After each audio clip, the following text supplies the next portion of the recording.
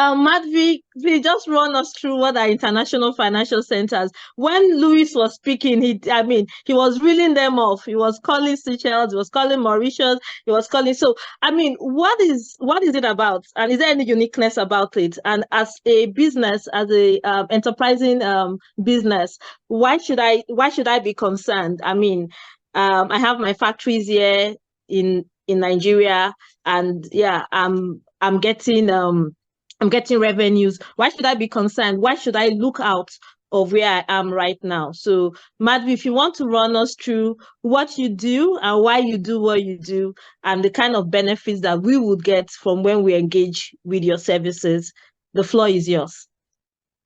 Okay, thank you, Mercy, and thank you for inviting me. It's a pleasure. I'll go straight to the point. Before Luis ended his conversation, you stated quite a lot of challenges that people in Nigeria are facing, and this is not in Nigeria. It is a problem also in other African countries. So why Mauritius and Seychelles keeps on coming? Because Mauritius is known to be a very trusted IFC in the African market. And what is an IFC? An IFC is a center that provides you with a physical location with an enabling ecosystem putting in place for international clients to facilitate their international activity. And the IFCs like Mauritius, they will definitely have all the regulatory framework in place to be able to service international clients. So we need to abide with all the international norms that are dominating the financial sector to be in the whitelist. And that gives a major comfort to international clients to use an IFC as Mauritius. Now, why and what's the role we play is simply because IFCs like Mauritius, they are mostly very stable jurisdictions with a very stable political stability framework. It has all the regulatory rules, regulations put in place to service international clientele. Mauritius, now today, we can say it has a literacy rate of 95%. So in every houses, you will have a professional living in there. So Mauritius has the capabilities to assist, take care of the assets that has been built by African family. And also on top of that, IFCs like Mauritius, we don't have any exchange control. We do offshore activities on core currencies such as USD, GBP, Euro. These are currencies you don't fear to have like huge depreciation like our friend Zambia is facing. They are having a huge depreciation with their kwacha, and it's becoming very challenging for them to do international business. On top of that, we have a very good banking system that you don't need to be present in Mauritius to operate it. You can live in Nigeria, you can live in Rwanda, you can live in Uganda, still have access to a platform that is very efficient, and you still manage your banking activities. So that ecosystem, that security that you need in your business, as well as for your future family succession, the IFC can provide that, and Mauritius can provide that. Okay, thank you for that, Madhvi. Just as a follow-up question from that, what are the different? So, if I'm a family business, matriarch or patriarch, and I'm probably in my first generation, or maybe I'm in my second generation. What would be the structures and the attractions? So I hear you with respect to exchange controls. I hear you with respect to stable political climate.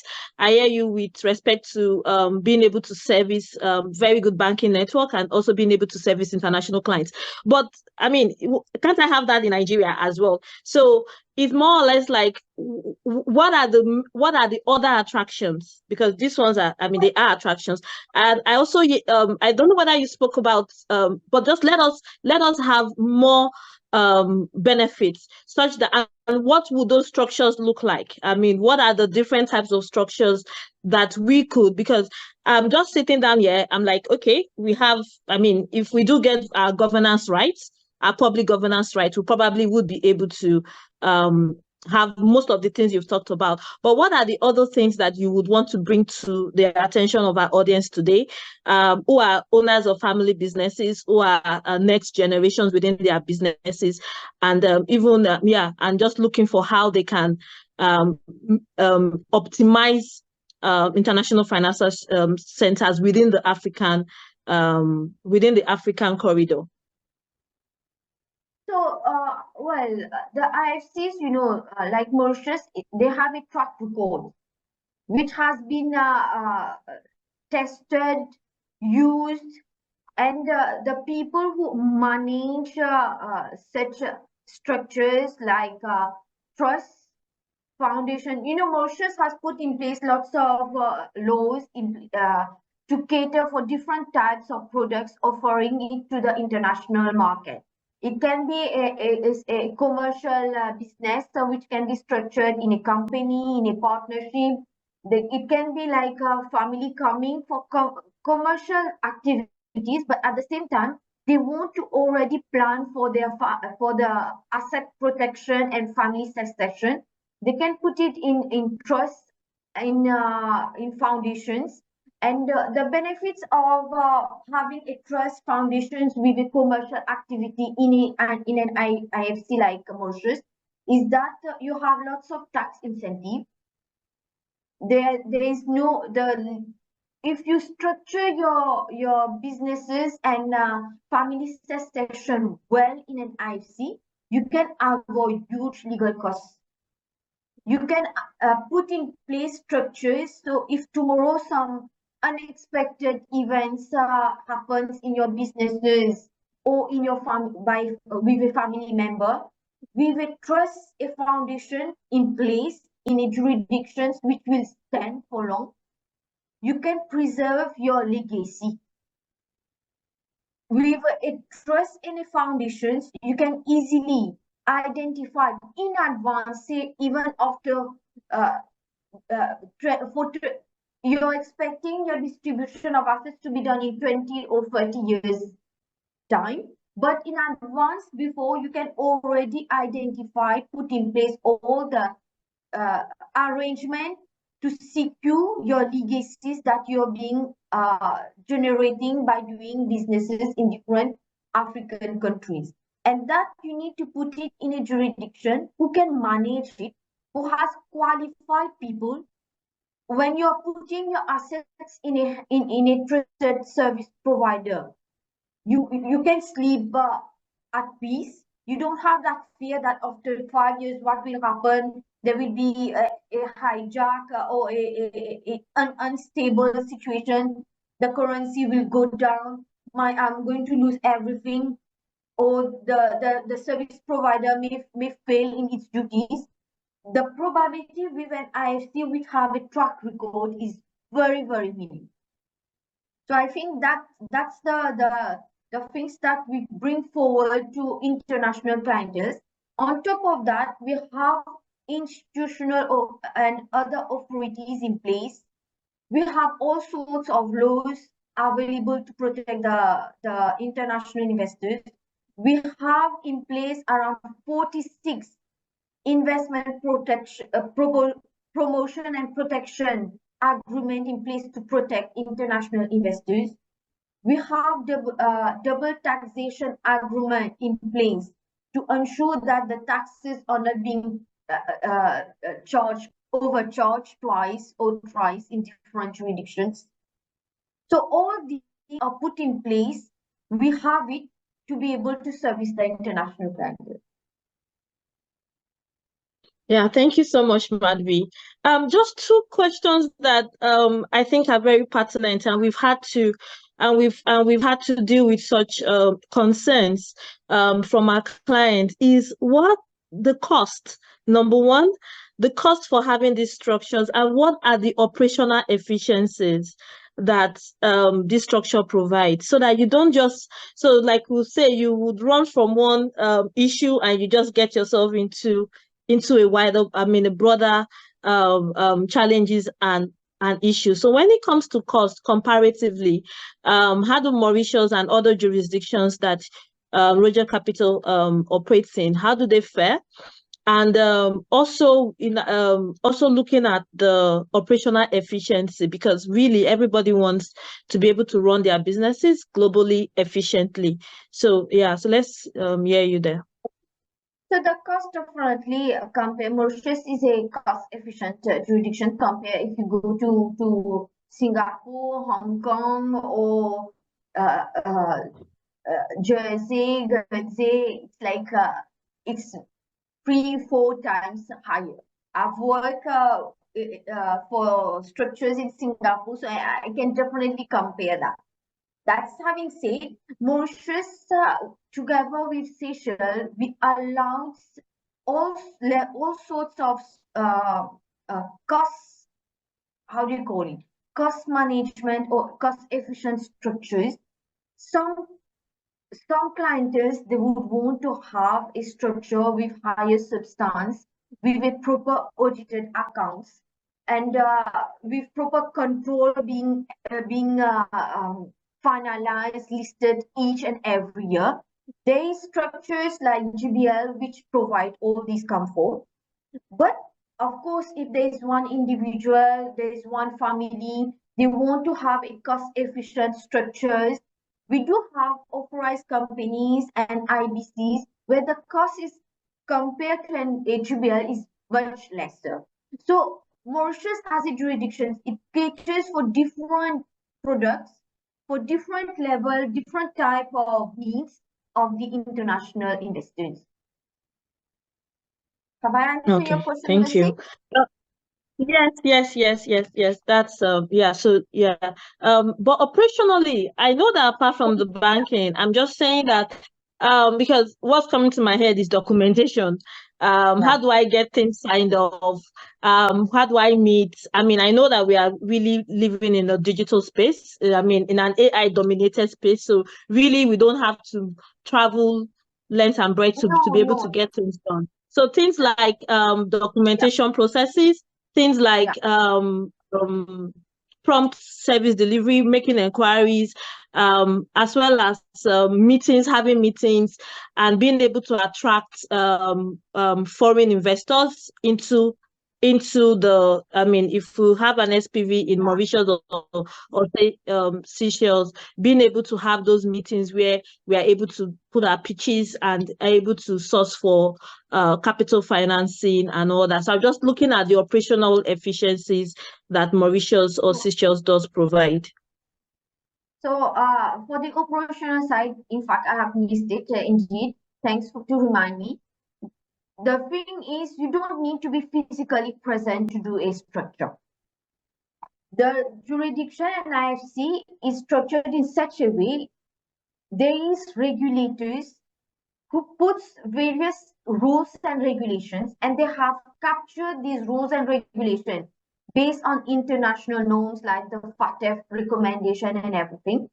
They put in place rules and regulations for service providers to ensure that when they are going to service their clients, there is efficiency at all levels. So as a management company, every 2-3 years we have regulators visit.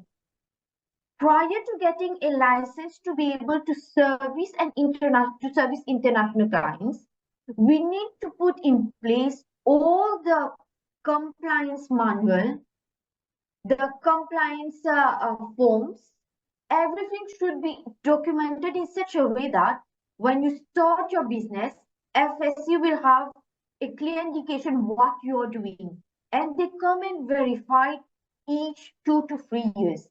In fact, this week we had the regulators at our end to verify our processes. So that's the first securities that clients have, that the regulators are always on our back.